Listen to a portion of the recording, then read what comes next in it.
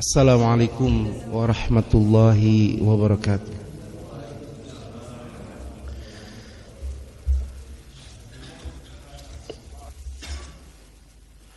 Innal hamdalillah nahmaduhu wa nasta'inuhu wa nastaghfiruh wa na'udzu billahi min shururi anfusina wa min sayyiati a'malina. May yahdihillahu fala mudhillalah wa may yudlil fala hadiyalah. Asyhadu an la ilaha illallah wahdahu la syarikalah wa asyhadu anna Muhammadan abduhu wa rasuluhu alladzi la nabiyya ba'dah. Allahumma shalli wa sallim wa barik ala nabiyyina Muhammadin wa ala alihi wa ashabihi wa man tabi'ahum bi ihsanin ila yaumiddin. Amma ba'd. Pertama dan paling utama, marilah senantiasa kita memuji Allah dengan pujian sebanyak-banyaknya. Semoga salawat dan salam senantiasa terlimpah curah kepada baginda Nabi besar Muhammad sallallahu alaihi wasallam beserta keluarganya. Alhamdulillah pula di pagi ini Allah masih memberikan umur dan kesempatan juga waktu luang, kesehatan, sehingga dengan nikmat-nikmat tersebut kita masih bisa beraktivitas. Salah satunya adalah melaksanakan salat subuh berjamaah. Mudah-mudahan amaliyah apapun yang telah kita lakukan, sedang dan akan kita lakukan senantiasa ya dicatat oleh Allah sebagai amalan salihan yang akan memperberat timbangan kebaikan kelak kita di yaumul qiyamah. Karena mau enggak mau, suka tidak suka, satu saat kita semua akan dimintai pertanggungjawaban atas seluruh nikmat yang Allah berikan kepada kita. Bahwa setiap kita nanti akan dihisab di yaumul qiyamah. Baik itu tentang umur kita digunakan untuk apa, jasad kita sampai lapuk dihabiskan untuk apa, bahkan untuk harta. Dua pertanyaan, bukan hanya sebatas diinfakkan kemana, digunakan untuk apa, tapi min aina tasabahu, dari mana sumbernya, dari mana engkau mendapatkannya. Dan tentang ilmu pula, suatu saat akan dimintai pertanggungjawaban di hadapan Allah, diamalkan atau tidak. Dan kita juga sadar bahwa hakikat dari sebuah hidup kita itu ya adalah proses bagaimana kita menunggu kapan ya memakai kafan. Jadi beda satu huruf antara kapan dan kafan, Pak. Jadi hidup ini hakikatnya proses menunggu kapan kita memakai kain kafan. Ya. Beda satu huruf tapi cukup membuat untuk kita semangat dalam beramal soleh. Salah satunya istifat al-awqat, memanfaatkan setiap momen-momen waktu yang Allah karuniakan kepada kita, salah satunya untuk hadir di majelis ilmu. Dan tidak ada sedikit pun kebaikan yang tidak dibalas oleh Allah Subhanahu wa taala. Bahkan boleh jadi amalan yang kita anggap sepele tapi justru nilai berbobot, nilainya bobotnya lebih baik ya dari apa yang kita sangkakan. Dalam sebuah hadis kan disebutkan bahwa nanti manusia itu ada yang membawa pahala dengan bergunung-gunung, yang mungkin saja itu dari amalan-amalan yang dia anggap sepele, tapi kadar daripada pahala tersebut kan kita enggak tahu. Allah yang Maha tahu. Makanya la tahqiranna minal ma'rufin syai'an. Jangan pernah sedikit pun ya merasa ataupun menyepelekan dari kebaikan. Gitu. Karena kullu ma'ruf sedekah, setiap kebaikan itu adalah sedekah. Hatta satu suapan yang kau masukkan ke dalam mulut istrimu, maka itu adalah sedekah. Dan jamaah sekalian, tentu saja hadirnya kita di tempat ini sebagaimana biasa kita lakukan, salah satunya adalah untuk mempelajari hadis-hadis Rasulullah SAW sebagai bentuk ketaatan kita tentunya kepada baginda, juga kepada Allah Subhanahu wa taala. Karena bohong cintanya itu ya seorang hamba kepada Allah ketika dia tidak mencintai nabinya. Padahal Allah mengisyaratkan Di dalam Al-Qur'an, "Qul in kuntum tuhibbunallaha fattabi'uni yuhibbukumullah." Katakan, jikalau kalian mencintai Allah, maka tidak ada jalan yang harus ditempuh kecuali mencintai Nabi Muhammad SAW.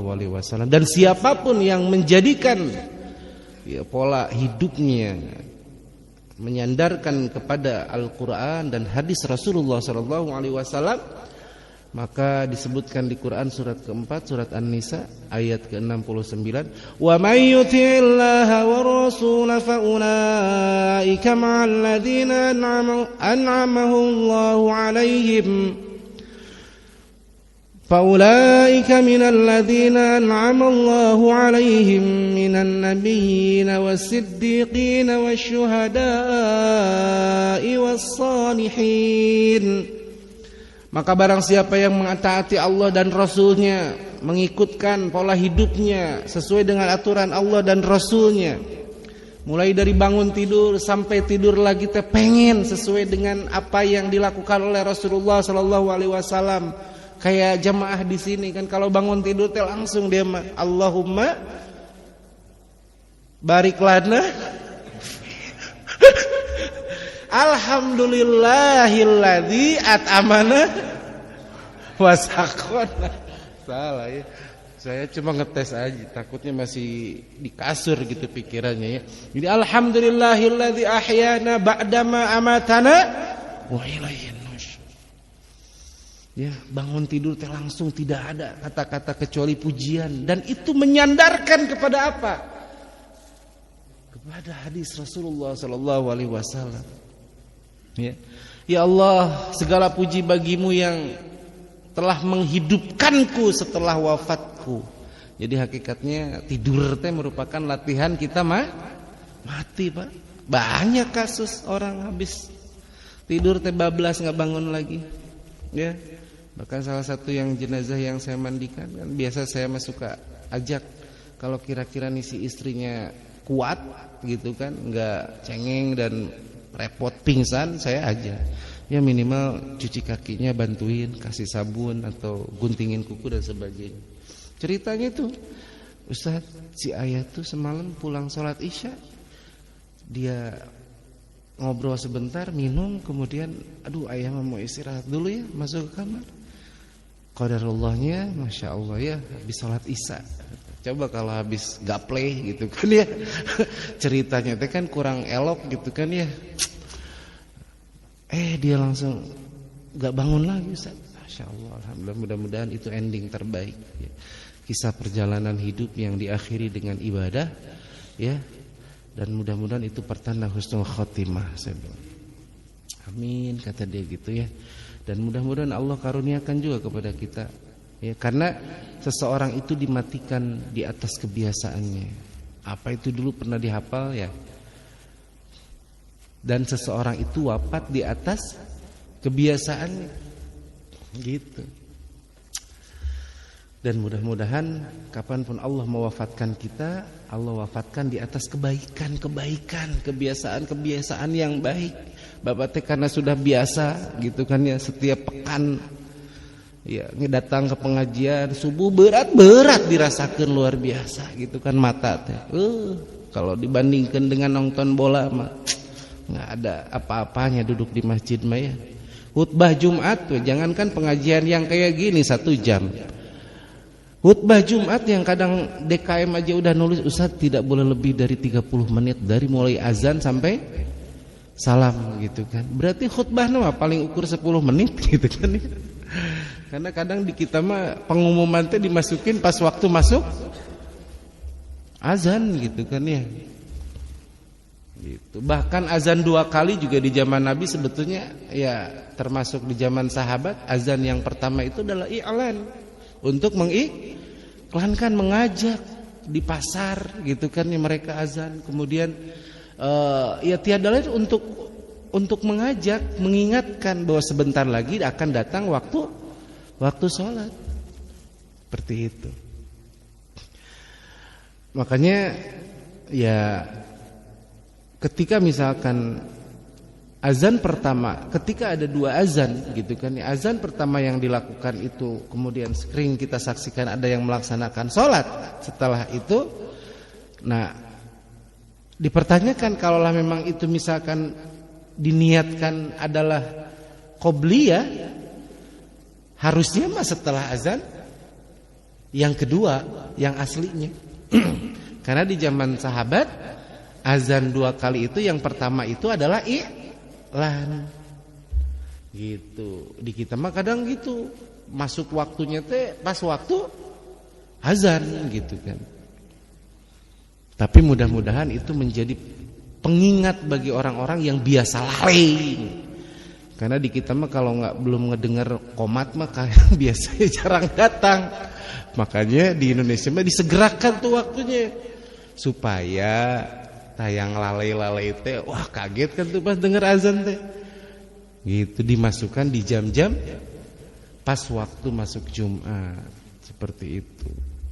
Ya, ada baiknya ada.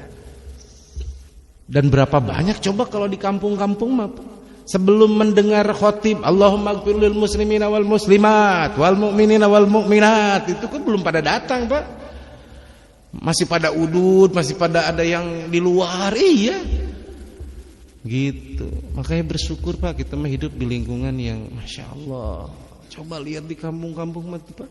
Ya di kampung di sana, di Hong Kong gitu ya. Kalau di sini Masya Allah mereka, apalagi Betawi itu kan kental banget ya dengan keislamannya, mereka luar biasa. Nah, jamaah sekalian yang dirahmati oleh Allah Subhanahu wa taala, siapapun orang-orang yang mengikutkan hidupnya ya disesuaikan dengan tuntunan Allah dan Rasulnya, pola hidupnya dari mulai bangun sampai tidur lagi, ia berupaya untuk ya sesuai dengan apa yang dicontohkan Rasulullah, maka mereka itulah orang-orang yang kata Allah akan digolongkan ke 4 golongan yang diberikan nikmat atas mereka. Bukankah setiap hari minimal 17 kali kita berdoa kepada Allah, ihdinas siratal mustaqim siratal ladzina an'amta 'alaihim. Ya Allah, tunjuki aku jalan yang lurus. Jalan yang lurus itu yang seperti apa? Yaitu jalan yang telah ditempuh oleh orang-orang yang telah diberi nikmat atas mereka. Maka dijelaskan nih di surat An-Nisa. Siapa orang-orang yang telah diberi nikmat tersebut? Minan nabiyyin. Yang pertama adalah golongan para nabi, dan kita nggak mungkin untuk bisa menyamai mereka dalam hal amal, sabarnya mereka dalam menghadapi musibah, ya. Syukurnya mereka ketika mendapatkan nikmat tidak akan pernah sebanding dengan para nabi. Jangankan syukur, sabar saja kita tidak akan pernah menyamai pola sabar yang pernah dilakukan oleh mereka. Maka minimal ketika kita tidak bisa menyamai para nabi, minimal as-siddiqin, orang-orang yang ketika ada ayat Allah, ada hadis Rasulullah sallallahu alaihi wasallam, ia membenarkan, ia meyakini, dan tidak hanya sebatas di situ, dia mengamalkan. Minan nabiyyin mah berat, Pak. Mereka mah abdolun nas alal itlaq, manusia terbaik, makhluk terbaik yang pernah hidup di muka bumi. So, ujiannya tidak akan pernah sebanding. Ujian kita mah baru sebatas harta pas-pasan di akhir bulan gitu kan ya. Itu juga masih bisa makan, cuman karena sering ngeluh gitu kan. Dan di kita mah biasa kalau ngeluh teh berarti kalau mendapatkan ya musibah, kalau mendapatkan nikmat mengahep-hep gitu kan ya, bukan ngeluh gitu kan. Podo we gitu kan ya.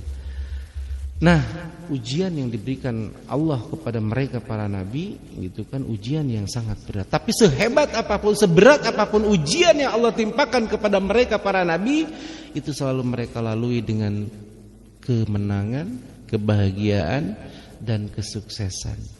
Maka yang menjadi pertanyaan, apa yang menyebabkan mereka para nabi sehebat apapun ujian selalu selamat, selalu berhasil, selalu berakhir bahagia, selalu berakhir kemenangan?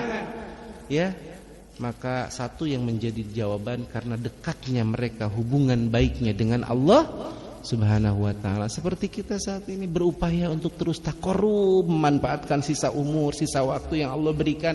Dari 24 jam yang kita gunakan 1 jam, ya 5 menitnya untuk sholat subuh 5 menit, duhur, asar 5 menit kayak teteh udah expert sebetulnya ya. Ada yang lebih expert lagi 3 menit gitu kan ya. Teteh udah zikir.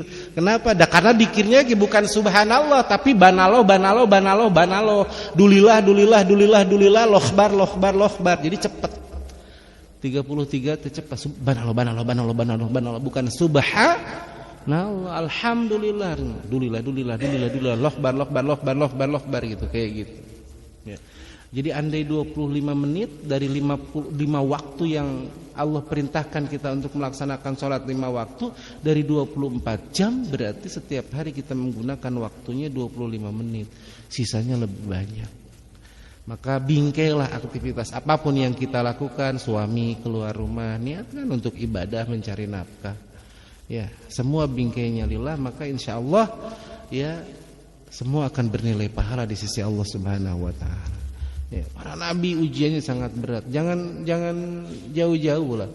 Ada yang diuji dengan anak. Contoh Nabi siapa? Nabi Nuh alaihi salam, ya. Nabi Nuh itu kan punya anak 4. Yang pertama Ham, Syam, Yafid, Kan'an. Cuman kan biasa guru juga dari satu kelas teh yang paling dikenal teh 1 yang paling nakal, 2 yang paling pinter, yang tengah-tengah mah kadang gak dianggap. Makanya kata Allah, imma syakiran au imma kafuran. Kalau mau kafir sekalian. Jangan sampai setengah-setengah, hidup teh rugi, di dunia sengsara, di akhirat celaka gitu kan ya. Kalau mau kafir sekalian, kalau mau jadi muslim sekalian, jangan di tengah-tengah. Sok di sekolah anak-anak yang dikenal oleh guru siapa? Kalau enggak yang paling pintar, yang paling nakal. Nah, kayak bapak kenalnya teh kasih Kan'an we gitu kan ya. Padahal Nabi Nuh teh banyak anaknya. Salah satu 4, Kan'an, Ham, Syam, Yafid gitu ya. Diuji oleh Allah dari sisi anak ya. Sampai seakan-akan Nabi Nuh itu protes di saat banjir datang. Ya Allah, inna ibni min akhli, sesungguhnya si Kan'an itu adalah anakku, keluargaku. Bukankah engkau telah berjanji sebelum banjir datang kau akan menyelamatkan ahliku, keluargaku? Seakan-akan beliau protes. Apa jawaban Allah? Innahu laisa min ahlika. Ya, sesungguhnya si Kan'an itu bukan dari keluargamu. Bayangkan dipisahkan, padahal satu darah, keturunan, sa bapak, sa ibu. Ya, memang Pak, anak itu kan walaupun tinggal satu rumah, kita punya 4 anak nih, tinggal satu rumah, bapaknya sama, emaknya sama, diurus dengan pola yang sama, tapi beda-beda karakternya kan ya Pak ya?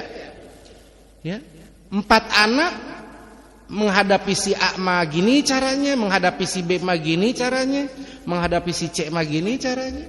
Padahal itu teh satu ibu Pak, kabayang tuh kalau ibunya beda-beda, berarti kan 3 cara gitu. Jadi satu ibu aja 3 anak beda cara. Kabayang kalau 3 ibu dari 3 anak tuh 3 ibu Pak. Paham kan Pak? Ya. Nah, kok jadi ngomong ke sana saya tuh ya. Ini di kamera lagi ya. Padahal saya tuh suka kalau kayak gini-gini ya, tadi dilihat sama emak-emak kan langsung dihapus itu YouTube. Nah jamaah, saya teh lagi ngomong apa? Nabi Nuh ya, diuji dari sisi anak. Saya yakin di sini juga ada orang tua yang berupaya sampai detik ini teh berharap agar anaknya soleh. Pak, jangan putus asa. Ya. Jangan sampai ada keluar kata-kata sing pae dan sebagainya. Nabi Nuh juga sabar sampai terakhir, bahkan kematiannya masih berdoa untuk anaknya. Tapi qadarullah. Ya, semua terjadi atas izin Allah. Dan itu menjadikan gambaran buat kita bahwa ada sampai detik ini pun saya yakin di lingkungan kita ada orang-orang soleh yang berupaya untuk mendidik anaknya, tapi anaknya enggak soleh-soleh. Ya, tugas kita mah berupaya. Ya, hidayah itu tetap kuasa Allah. Gitu. Ada yang diuji dari sisi harta seperti hanya Nabi Sulaiman, kedudukan, jabatan, bahkan keilmuan. Yang dia bala tentaranya saja bukan hanya dari kalangan manusia, tapi dari kalangan jin, bahkan dia berbicara dengan binatang pun bisa. Tapi apa yang keluar dari lisan Nabi Sulaiman? Hadza min fadli Rabbi. Ini adalah karunia dari Tuhanku, saya sering ngelihat stiker di mobil tuh kan, ada beberapa mobil yang kadang pakai stiker itu, hadza min fadli rabbi. Bagus gitu kan, walaupun sebetulnya yang lebih bagus itu kalau ditulisnya masya Allah, karena itu akan menjadi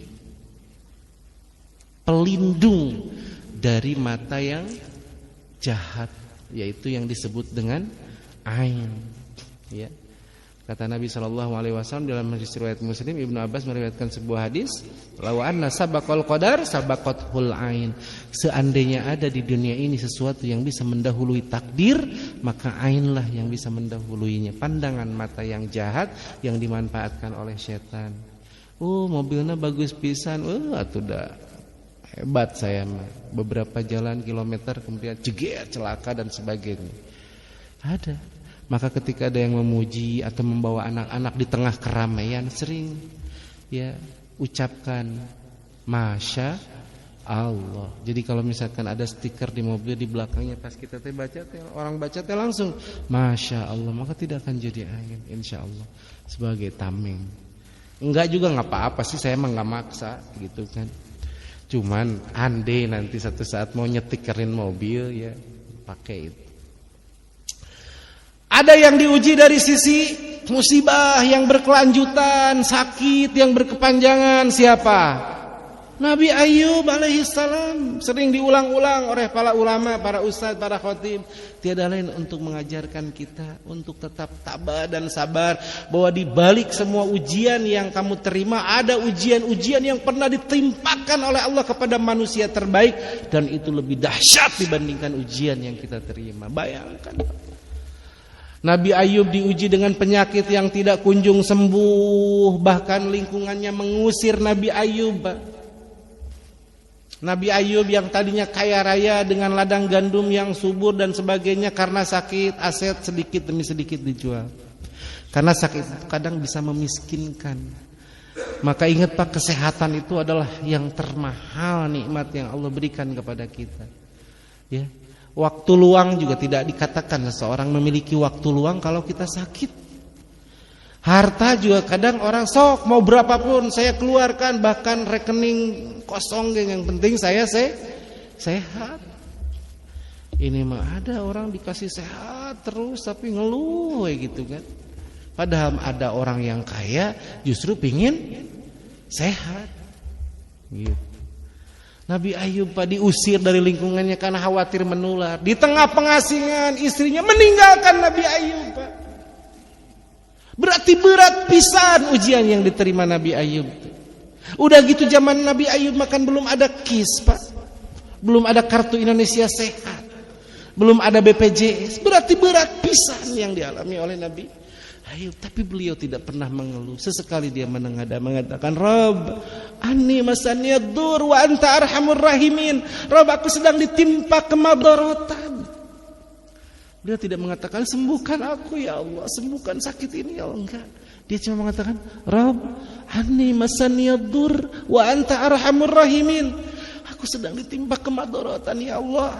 Engkau adalah Maha Rahman dan Maha Rahim. Maka ini juga menjadi pelajaran buat kita, ya. Kalau kita misalkan ditimpa satu kegelisahan yang tidak kunjung berakhir, kekecewaan ataupun keresahan, termasuk penyakit yang kata dokter diponis, wah kayaknya ini mah susah sembuhnya gitu kan ya. Maka berdoalah seperti doa Nabi Ayub, ya. Rabbi anni masanniyadur wa anta arhamur rahimin. Coba diulangi, semuanya harus hafal deh.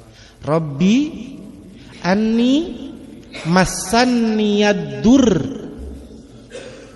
wa anta arhamur rahimin.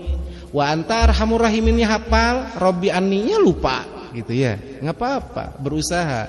Rabbi anni. Ulangi. Masanniyadur wa anta arhamur rahimin. Ulangi 1 2 3. Masanniyadur. Masanniyadur. Ulangi, masanniyadur wa anta arhamur rahimin. Coba ulangi 1 2 3. Masanniyaddur wa anta arhamur rahimin.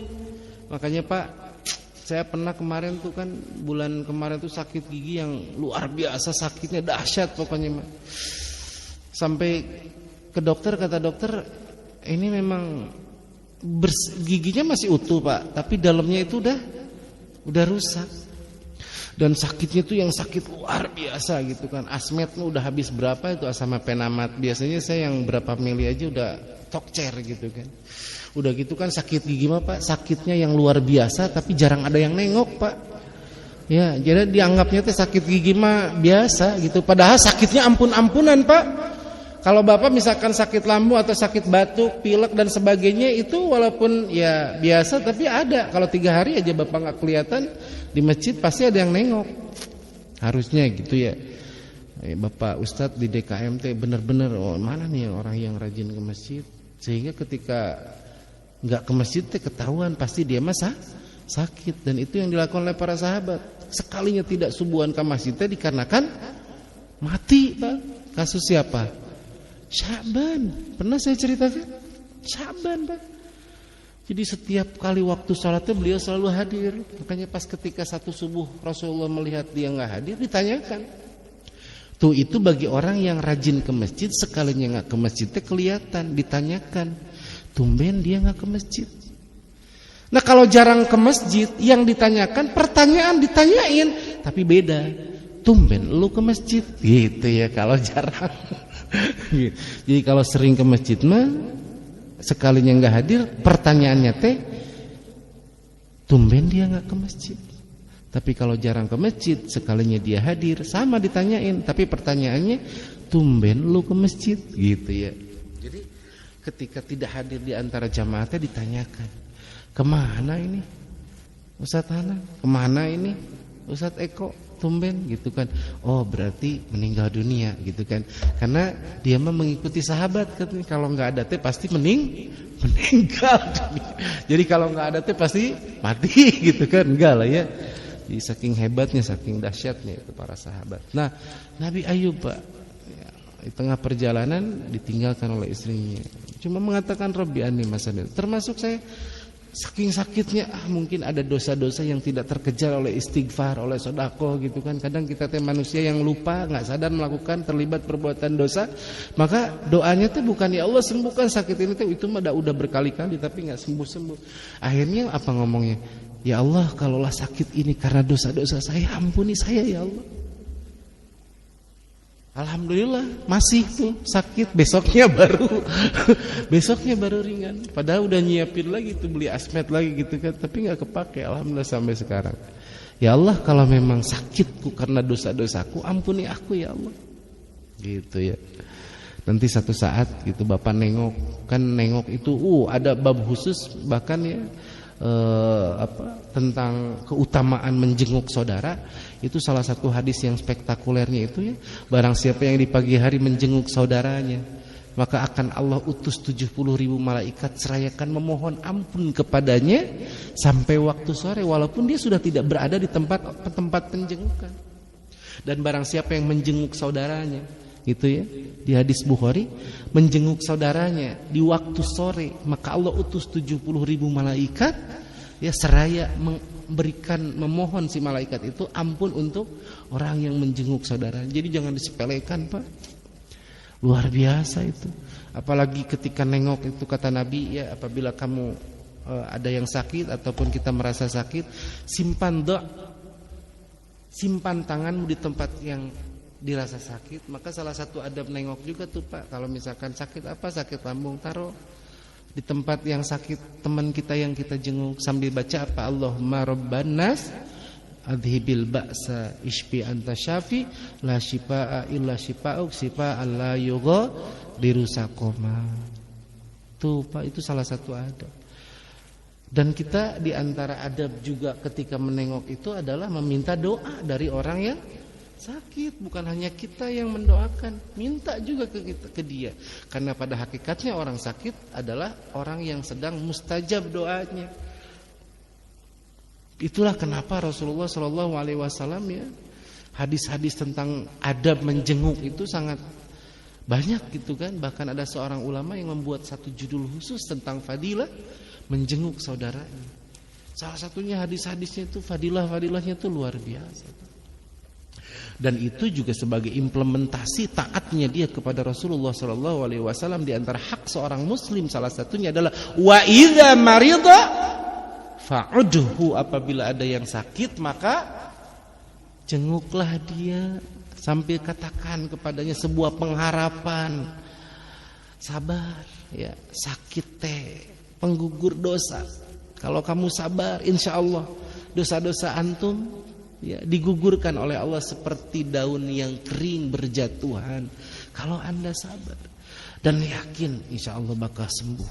Oh, itu imunnya naik Pak, daripada sebaliknya. Saya sampaikan pernah ada orang yang kalau nengok teh bukannya malah memberikan harapan yang pasti, tapi harapan yang palsu. Sakit apa? Tipes. Loh, tipes udah berapa hari? 7 hari. Tetangga saya sih ya sama tipes, tapi ya hari ke-8-nya meninggal gitu ya. Tapi dia mah nggak parah-parah amat loh sih ya. Ini mah parah banget. Hati-hati ya. Walaupun benar ketika nengok orang yang sakit itu jangan diucapkan Pak ya. Ada orang 3 orang aja yang nengok kayak gini malam hari, udah besoknya selesai itu, tamat ya. Gitu. Ibu mah parah pisan, yang kemarin tetangga saya mah udah gak parah-parah amat dulu gitu kan. Udah rusak. Itu Pak. Jadi ada yang diuji dengan anak, ada yang diuji dengan kemewahan, ada yang diuji dengan sakit yang berketerusan gitu kan.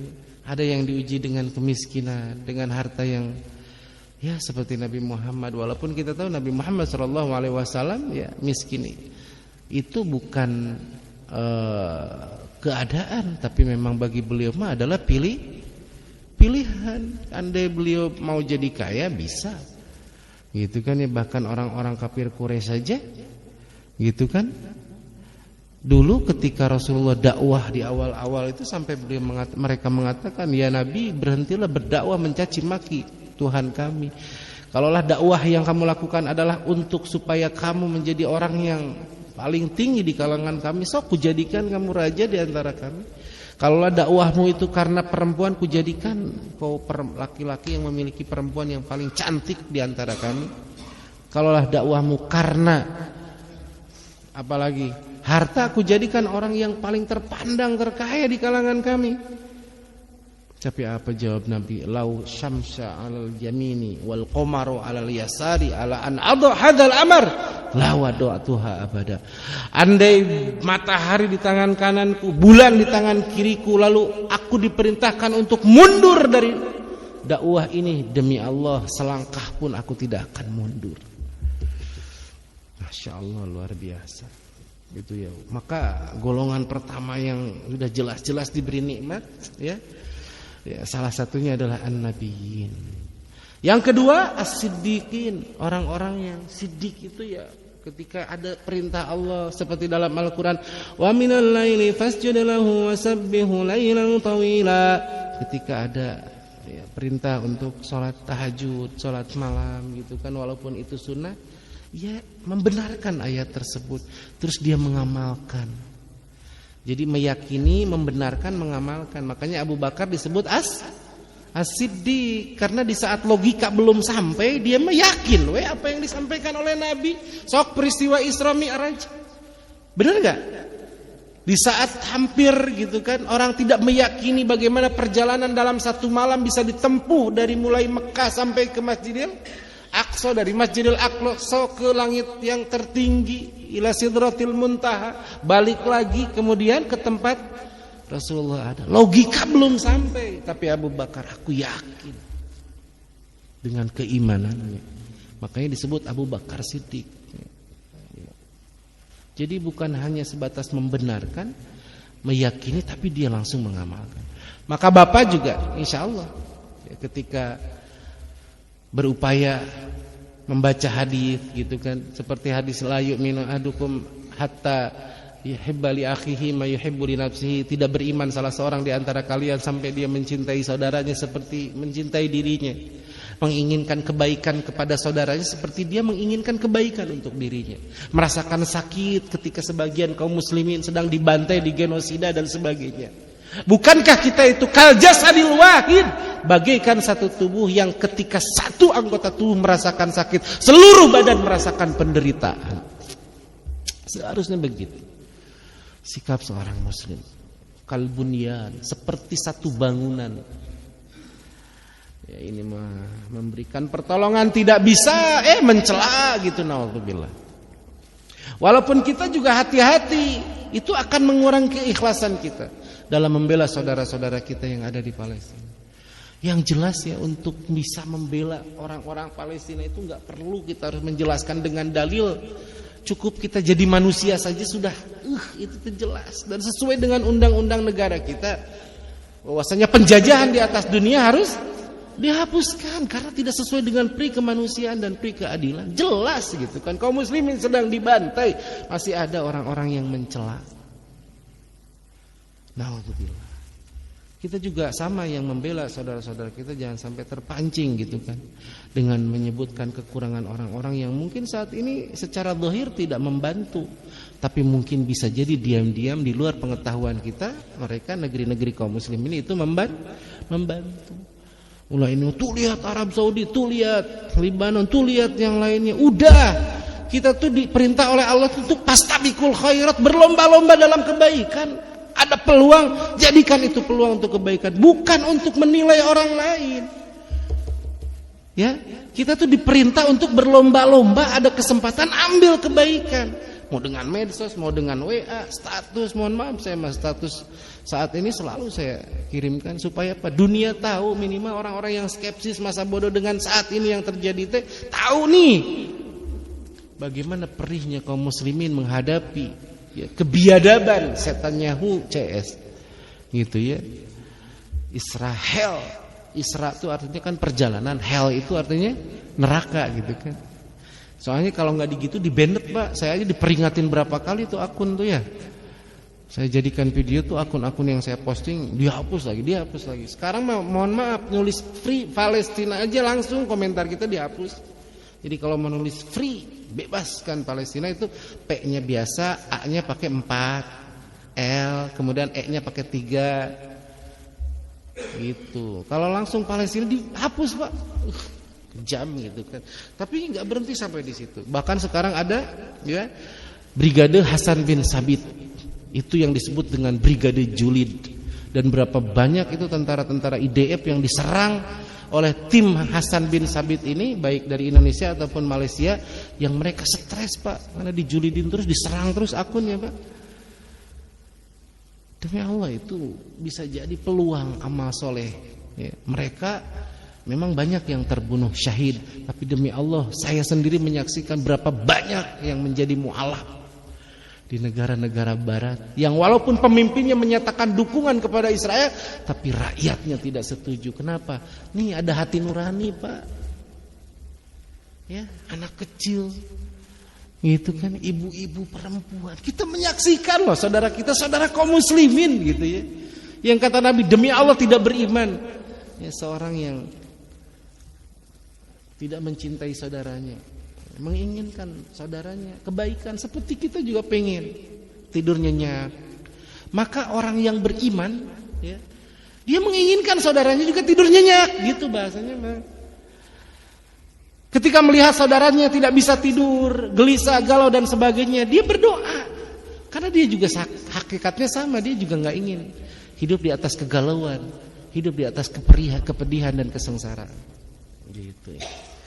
Udah jelas-jelas mereka orang-orang yang mohon maaf, Abu Ubaidah saja jelas gitu kan sejarahnya, kurang lebih 21 tahun ditahan, disiksa dan sebagainya, dan dia termasuk salah satu gerakan intifado di waktu kecilnya. Dan mereka itu orang-orang yang sekarang jadi tentara itu anak-anak yatim yang pernah dibantai bapak ibunya di depan mata mereka.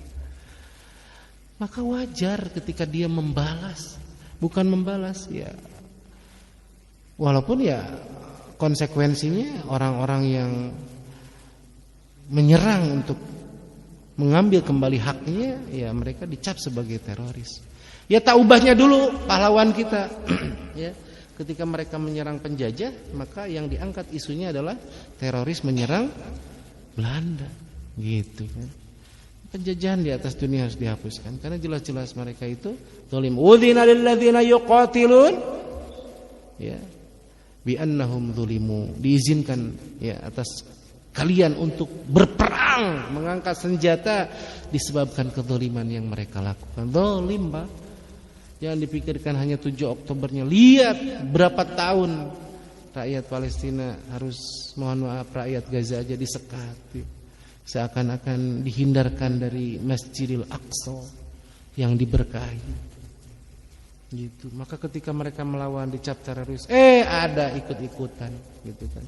Makanya bagus nih polisi, kalau nggak salah itu ada di headline, ya, Polri dengan tegas mengatakan siapapun orang yang menghina, gitu kan, negara Palestina, bendera dan sebagainya, maka akan ditindak, gitu kan. Ada itu, Pak. Masya Allah, luar biasa. Ya karena berprinsip, satu prinsip dengan undang-undang kita. Makanya kalau ada oten-oten yang, oten tuh bahasanya itulah di luar Muslim yang sampai detik ini masih membela orang-orang Israel, gitu kan ya, Israel, maka dia itu sebetulnya pengkhianat, Pak. Pengkhianat dari amanat kepemimpinan presiden kita. Karena jelas-jelas pemimpin kita stand with Palestine, gitu kan. Padahal di sana juga mereka itu diludahi, gitu kan.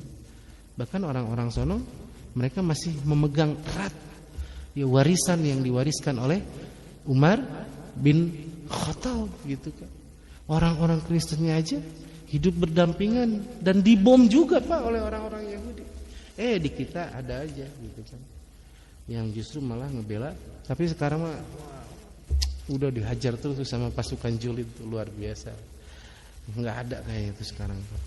Ada tapi sedikit lah. Kecuali si Yahudi pesek juga udah nggak pernah muncul lagi tuh, ya. Si siapa itu? Abu Janda udah nggak muncul lagi. Ada muncul dulu di awal-awal tapi udah nggak ada lagi.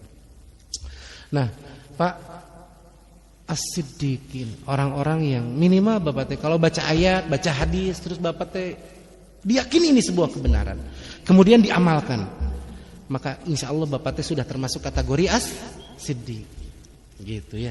Bapak kayak tadi, di dalam Al-Quran Nabi Ayub teh berdoa dengan doa ini, yakin bismillah ini adalah sebuah kebenaran, terus Bapak amalkan, diajarkan ke anak kita, diajarkan ke istri kita. Ayah tadi pengajian apa? Biasa ya, amar ma'ruf nahi munkar gitu. Adalah yang dibawa minimal atau ada satu doa yang ayah dapatin tadi di pengajian, gitu ya. Rabbi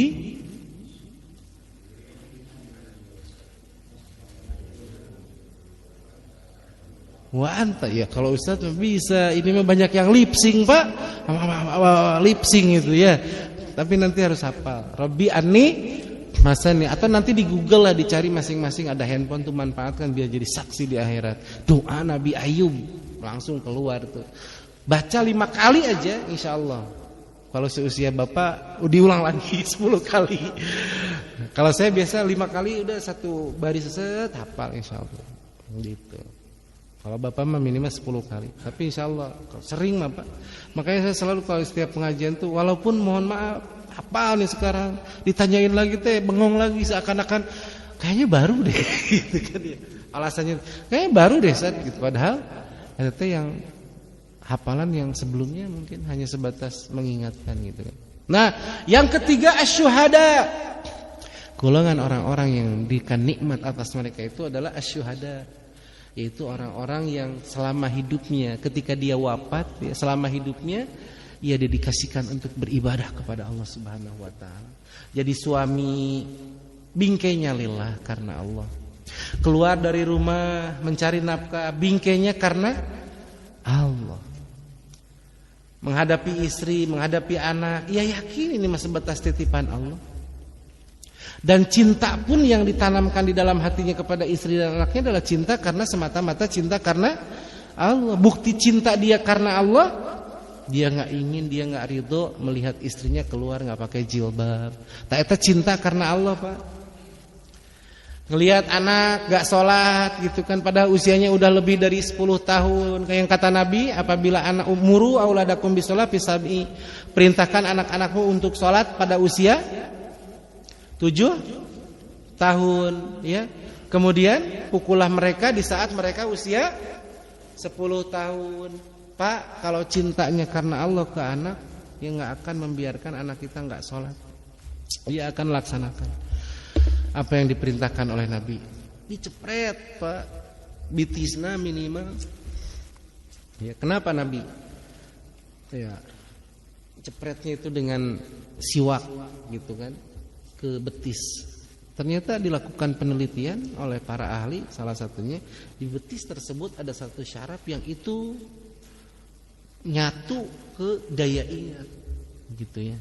Makanya orang kalau dulu, mohon maaf, saya di pengajian dan sebagainya, mohon maaf, sebrutal-brutalnya orang gitu kan, kalau sering diajarkan, kemudian ketika dia sholat dihukum gitu kan, sesuai dengan perintah Nabi, insya Allah dia tuh akan mudah untuk kembali. Tapi mudah-mudahan kita mesti harus dicepret, karena anak itu kan seperti ya, anak itu kan apa ya, mudah meniru gitu kan. Peniru yang paling jitu, apa yang dia lihat, apa yang dia tonton, apa yang dia baca, itu kadang anak meniru kita. Ya, makanya kalau misalkan ada kasus di sekolah, Tad, kenapa ya susah banget anak saya tuh kalau dibangunin sholat subuh? Saya bilang, bapaknya jam berapa bangun? Ya kalau ada goes mah pagi jam 3:30 juga udah bangun biasanya persiapan. Kalau biasa ya paling jam 6, ya wajar lah. Ya, buah itu tidak jatuh tidak jauh dari pohonnya gitu kan. Maka kullu mauludin yuladu alal fitrah. Anak itu peniru yang paling jitu. Kadang ngelihat bapaknya, ngelihat emaknya dan sebagainya, itu yang akan membekas di anak, kemudian mengikuti. Gitu. Nah, kembali lagi, as-syuhada, orang-orang yang ya selama hidupnya ia bingkai semata-mata ibadah karena Allah Subhanahu wa taala. Adapun yang keempat adalah golongan apa? As-sholihin. Orang-orang yang soleh. As-sholih hiya al-muwafiq li syariatillah. Klop cocok hidupnya dengan aturan Allah. Kurung buka, memastikan ya segala aktivitasnya teh benar, baik, sesuai syariat. Itu al-muwafiq li syariatillah. As-sholih, makanya anak yang soleh itu anak yang sesuai dengan syariat Allah. As-sholih al-muwafiq li syariatillah. Kurung tutup titik. Gitu. Ya. Jadi orang soleh mah selalu memastikan apa yang dilihat pasti yang baik-baik. Apa yang akan dia katakan sekiranya itu menyakitkan saudaranya, lebih baik dia menahannya. Itu bahasa ciketingnya teh, think today and speak tomorrow. Berpikir hari ini baru ngomong kemudian. Qul khairan aw liyasmut. Berbicara yang baik, kalau tidak bisa diam. Itu kesolehan, Pak. Ini pernah saya sampaikan bahwa orang yang nanti kelak bertemu dengan Allah pada hari kiamat dan dimasukkan ke dalam surga, itu tidak selalu identik dengan mereka ahlul ibadah, ahli tahajud, ahli puasa, tapi juga bisa jadi karena akhlaknya yang baik, menjaga hubungan baik dengan saudaranya. Kalau ketemu untuk sekedar mengucapkan salam, karena dia tahu ya, hak seorang muslim itu diantaranya mengucapkan salam. Bahkan nyambung tuh kan, prolognya aja setengah jam ya sama hadis yang mau saya baca. Kata Nabi SAW, ini hadis dari Abdullah bin Salam, beliau berkata, Nabi SAW, ya ayyuhan nas, wahai manusia, absyus salam, wasilul arham, wa at'imut ta'am, wa sallu bil laili, wa nasu niyamun, tadkhulul jannata bis salam. Wahai manusia, ya, absyus salam, sebar luaskanlah salam. Ya. Absyu ini, ya kata pensyarah, ya lughatan menurut bahasa al-idhar, ya, menciarkan, menyebarluaskan, gitu ya. Ada peluang ketika bertemu dengan seorang muslim, ada orang-orang yang dimudahkan untuk bisa mengucapkan salam. Maka ingat ketika Nabi SAW ditanya oleh Mu'ad bin Jabal, ya, kata Mu'ad, ya Rasulullah, akhbirni ala amalin yudkhilunil jannah wa yuba'iduni anin nar. Tunjukkan kepadaku, beritakan kepadaku amalan yang bisa memasukkanku ke dalam surga dan menjauhkanku dari neraka. Maka tatkala itu Nabi menjawab apa? Laqad sa'alta an azim. Sungguh engkau telah bertanya tentang perkara yang besar. Jadi memang untuk bisa masuk ke dalam neraka, dijauhkan dari surga, itu bukan perkara yang mudah, Pak. Hadis ini menunjukkan bahwa masuk surga teh enggak mudah. Alladzi khalaqal mauta wal hayata liyabluwakum. Hidup teh kan untuk menguji kita. Siapa di antara kita yang paling baik amalnya? Berarti enggak gampang, Pak, untuk jadi ahli surga teh. Berat. Tapi kata Nabi apa di hadis itu? Wa innahu layasirun ala man yasarahullah. Walaupun perkara yang besar, perkara yang berat, ya mudah kalau Allah sudah memudahkan. Jadi ada orang-orang yang sudah dimudahkan oleh Allah untuk bisa sekedar istiqomah salat tepat waktu. Mudah we si eta. Mungkin kita sering lihat, enak banget dia mah tentram, waktu salat gitu kan. Waktu tidur, nggak kayak saya waktu sholat waktu tidur komo gitu kan, tidur gitu kan ya. Ada orang-orang yang Pak terpincutnya hati melihat orang yang taat aja itu tuh sudah nikmat, apalagi orang yang taat, ya bener gak? Ada orang yang setiap hari tidak baca Quran teh galau Pak, gegana, gelisah, galau merana. Ada yang sudah sampai titik itu. Wa innahu layasirun ala man yasarahullah. Ada orang-orang yang Allah mudahkan walaupun berat dirasakan. Ya, berat atuh da. Ya, di surga mah hujibatin naru bisyahawat wa hujibatil jannah bil makarih. Neraka diliputi oleh yang tidak sesuai dengan hawa nafsu, yang tidak disukai oleh nafsu. Ya, tapi surga kebalik ya. Surga diliputi oleh sesuatu yang tidak nyaman dengan nafsu, tapi kalau neraka diliputi oleh segala sesuatu yang pas dengan hawa nafsu. Gitu ya. Tadi saya lagi ngejelasin apa? Afsyus salam, gitu ya. Bahkan nih, hadis dari Abdullah bin Umar, anna rajulan sa'ala, ada seseorang yang bertanya kepada Nabi sallallahu alaihi wasallam, ya, ayul islami khair. Jadi kemampuan kita Pak untuk senantiasa mengucapkan salam, ya masuk ke rumah ngucapin salam, WA ketik assalamualaikum warahmatullah, nelpon ke istri assalamualaikum warahmatullah. Dan itu ada orang yang ringan untuk ngomong gitu. Kenapa dia bisa istiqomah? Karena dia tahu pahalanya Pak.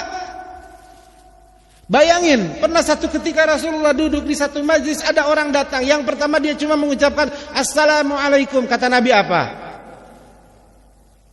Waalaikumsalam warahmatullah. Lalu kata Nabi, lahu asyran, bagi dia 10 pahala. Ada lagi datang yang kedua, orang itu mengatakan assalamualaikum warahmatullah.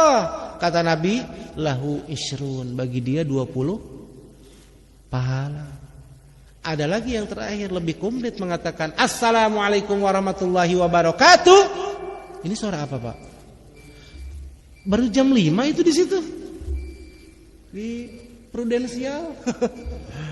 Ya. Lalu kata Nabi, maka baginya adalah 30 kebaikan.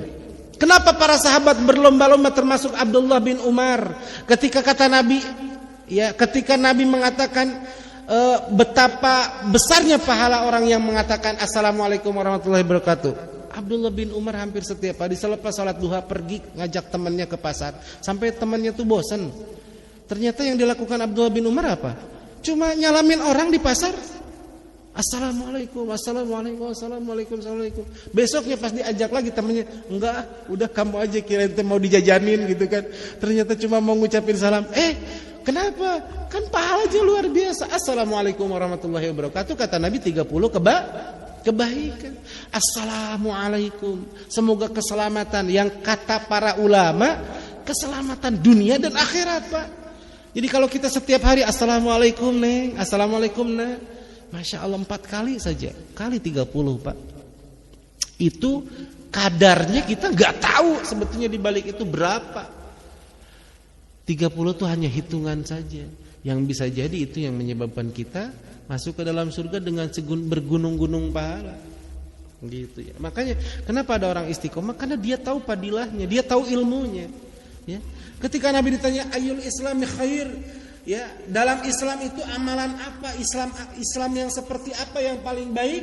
Maka Nabi sallallahu alaihi wasallam ya menjawab dut'imut ta'am, engkau memberikan makan, ya, bersikap dermawan. Wa taqra'us salam ala man arrafta wa man lam ta'rif. Yang kedua adalah engkau mengucapkan salam baik kepada orang yang dikenal maupun tidak dikenal. Gitu ya. Bahkan saya bacakan di hadis ini ya berdasarkan firman Allah di Quran surat apa ya? Malam saya bacanya. Ya. Bahkan hendaklah gitu kan. Fa in dakhaltumuhum kalau enggak salah ya. Apabila kamu hendak masuk ke dalam rumah yang tidak ada orang pun, setidaknya engkau tetap mengucapkan salam untuk dirimu. Dan balasannya apa? Lihat di hadis yang lain, Nabi SAW bersabda, tidaklah seseorang masuk ke dalam rumah lalu dia mengucapkan assalamualaikum, maka setan itu berkata kepada teman-temannya, ya guys, kayaknya malam ini kita tidak dapat bermalam di rumah ini. Gitu kata setan. Guys wal gaisah, kayaknya kita nggak dapat tempat untuk bermalam malam ini. Dan siapa yang membaca bismillah ketika memasukkan makanan, ketika hendak makan, maka setan berkata kepada teman-temannya, ya guys, kita nggak dapat makan lagi. Tuh Pak. Ada di hadis yang lain bahkan ketika masuk ke dalam rumah dalam keadaan kita tahu di rumah itu tidak ada orang, yaitu dengan ucapan salam sebagaimana diriwayatkan oleh Imam Al-Baihaqi dan An-Nasai, assalamu alaina wa ala ibadi as-solihin. Gitu, beda. Tapi kalaupun assalamualaikum juga nggak apa-apa. Awas jangan sampai karena makan katanya jama untuk 3 orang lebih. Kalau 1 orang mah udah assalamualaika. Ingat assalamualaika mah untuk orang yang mati. Kalau untuk orang yang hidup mah tetap assalamualaikum, mau 3 orang, mau 1 orang, mau 2 orang. Ya, karena ini pernah terjadi. Ada seorang sahabat yang tidak kenal dengan Nabi, dia datang dari jauh, pas ketemu, "Alaikassalam. Semoga keselamatan untukmu." Kata Nabi SAW, "Assalamualaikum." Qul assalamualaikum. Qul assalamualaikum. Jangan sekali-kali engkau mengatakan assalamualaikum, karena hakikatnya assalamualaikum adalah bagi orang yang telah meninggal. Maka coba kalau misalkan kita umroh, di saat kita ziarah ke makam Rasulullah SAW, yang diucapkan oleh saudara-saudara kita, assalamualaikum ya Rasulullah, assalamualaikum ya Habiballah. Ya, liyusallimus shagir alal kabir. Hendaklah orang yang muda mengucapkan pertama kali kepada orang yang lebih tua. Ini bagian dari syiar, Pak. Bayangin setiap kita ketemu seorang muslim saling mengucapkan salam. Bahkan ada hadis yang lebih spektakuler lagi diriwayatkan oleh Imam Muslim dalam Kitabul Iman, kemudian Abu Daud dalam Kitabul Adab, kemudian At-Tirmidzi dalam Kitabul Isti'dzan. Itu hadisnya dari Abu Hurairah. Kata Nabi SAW, ya. Hadisnya teh naon lupa. La tadkhulunal jannah hatta tu'minu. Sekali-kali kalian tidak akan masuk ke dalam surga sampai kalian beriman. Ya wala tu'minu hatta tahabbu. Dan kamu tidak dikatakan orang yang beriman sampai kalian saling mencintai. Kata Nabi, ala adullukum bi'amalin, ala adullukum bi'amalin idza fa'altumuhu tahabba ilaikum. Maukah aku tunjukkan kepada kamu satu amalan yang itu bisa menghadirkan rasa cinta di antara kalian? Salah satunya kata Nabi, afsus salam bainakum. Sebarluaskan salam di antara kalian. Seakan-akan ya hadis ini tuh ya menegaskan kepada kita bahwa jangan ngaku sok beriman kepada Allah ya, kalau kamu tidak saling mencintai. Yang syarat dari saling mencintai itu adalah ketika engkau bertemu dengan sesama muslim, engkau mengucapkan salam. Dengan engkau sering mengucapkan salam, insya Allah kamu termasuk kategori orang yang saling mencintai. Ketika kamu saling mencintai, itu menunjukkan kamu beriman. Maka keimanan yang menghasilkan kecintaan, saling mengucapkan salam di saat bertemu, itulah yang akan memasukkanmu ke dalam surga. Masya Allah. Bahkan kata Nabi, yuji'u al-jamaah, hendaklah sebagian golongan, satu rombongan, ya, menjawab, mengucapkan salam kepada rombongan yang lain. Seakan-akan hadis ini menegaskan ketika kita bertemu dengan saudara muslim, gak boleh gitu kan, sama yang apa, harus ada yang mengucapkan salam, gak boleh gak ada sama sekali. Dan di antara sunnahnya adalah ketika kita dalam satu rombongan atau dalam satu jamaah ada yang mengucapkan salam, walaupun menjawab salam hukumnya wajib, tapi ketika ada satu yang menjawab, maka judulnya jadi fardu kifayah, bukan wajib ain lagi. Makanya Imam Az-Zahabi Pak dalam kitab Al-Kabair itu menempatkan ya tentang salam ini termasuk dosa besar, tidak menjawab salam teh. Dan tentu saja beliau ya berdasarkan kepada hadis-hadis Rasulullah SAW, seperti salah satunya dalilnya hadis tadi. Nabi memulai dengan kalimat walladzi nafsi biyadihi, demi zat yang aku dalam genggamannya. Itu sumpah Nabi SAW sering bersumpah dengan kalimat ini. Demi zat yang tanganku berada, yang diriku berada dalam genggamannya, tidak akan kamu masuk surga sampai kamu beriman, dan kamu tidak dikatakan beriman sampai kamu saling mencintai. Dan maukah aku tunjukkan kepada kamu satu amalan yang ketika kamu mengamalkannya maka akan tumbuh rasa cinta di antara kalian. Apa? Hafsus salam bainakum, tebarluaskanlah salam di antara kalian. Ya. Makanya di hadis yang lain Nabi SAW bersabda, hakul muslim alal muslim situn, hak seorang muslim terhadap muslim yang lain itu ada 6. Salah satunya apa? Idza laqitahu fasallim alaihi, maka apabila kamu bertemu ucapkan salam. Ya, Masya Allah. Assalamualaikum. Assalam, kebahagiaan, keselamatan, diselamatkan dari gangguan, ya, mungkin diselamatkan dari debt collector yang harusnya nyegat di jalan jadi lupa gitu kan, dan sebagainya. Sering kita saling mendoakan, dan jawabannya pun luar biasa. Waalaikumsalam. Sesama muslim seharusnya seperti itu Pak. Dan yang terbaik di antara yang bertemu itu adalah mereka yang saling mengucapkan salam. Ini tuh seakan-akan al-wala wal baro, loyalitas. Bentuk cinta kita kepada sesama muslim adalah dengan mengucapkan salam, dan itu doa. Wa rahmatullah, dan mudah-mudahan Allah merahmatimu, kenikmatan tertinggi. Rahmat Allah wa barakatuh, dan mudah-mudahan Allah berikan keberkahan. Makanya di dalam Al-Quran ada kalimat idza huyyitum bitahiyatin fahayyu bi ahsana minha aw rudduha. Apabila kamu diberikan satu penghormatan, maka balaslah ya dengan penghormatan yang lebih, kalau tidak minimal serupa. Dan ini kata para ahli tafsir salah satunya tentang salam. Apabila kamu ya ketika orang datang assalamualaikum, minimal kita jawab waalaikumsalam warahmatullah. Kalau orang assalamualaikum warahmatullah, kita jawab lebih baik dari dia waalaikumsalam warahmatullahi wabarakatuh. Gitu Pak. Jadi baru satu salam saja nih Pak. Nanti dijelaskanlah di pertemuan, tadi terlalu banyak prolognya. Saya terlalu memanjangkan prolog itu karena di situ jam 5 saya bilang. Ternyata udah jam 5:30 udah bunyi-bunyi. Padahal saya gak ada jam, cuman tenang, masih jam 5 gitu kan. Karena saya tahu 5:30, tapi udahlah ya, capek dipanjang-panjang juga, Bapak juga udah ngantuk kan.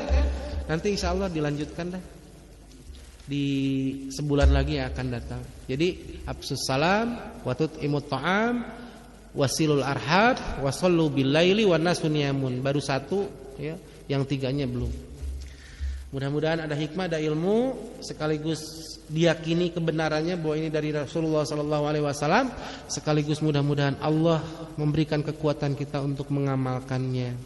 Ya, aku qouli hadza wa astaghfirullah li wa lakum wa lakum minkum la wajadtu fi kalami fata'at. Assalamualaikum warahmatullahi wabarakatuh.